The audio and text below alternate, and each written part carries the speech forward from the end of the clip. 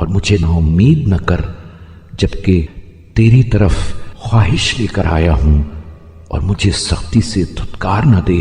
جبکہ میں تیرے سامنے کھڑا ہوں۔ تو وہ ہے جس نے اپنی توصیف رحم و کرم سے کی ہے،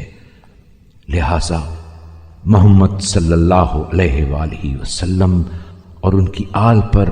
رحمت نازل فرما اور مجھ پر رحم فرما، اور تو نے اپنا نام درگزر کرنے والا رکھا ہے، لہذا مجھ سے درگزر فرما۔ بار الہا، تو میرے اشکوں کی روانی کو جو تیرے خوف کے باعث ہے، میرے دل کی دھڑکن کو جو تیرے ڈر کی وجہ سے ہے،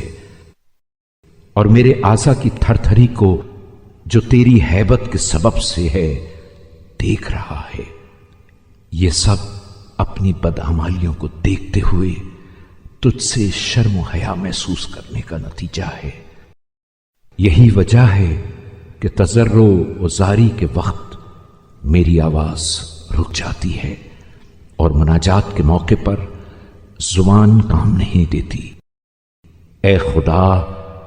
تیرے ہی لیے حمد و سپاس ہے کہ تو نے میرے کتنے ہی عیبوں پر پردہ ڈالا اور مجھے رسوا نہیں ہونے دیا،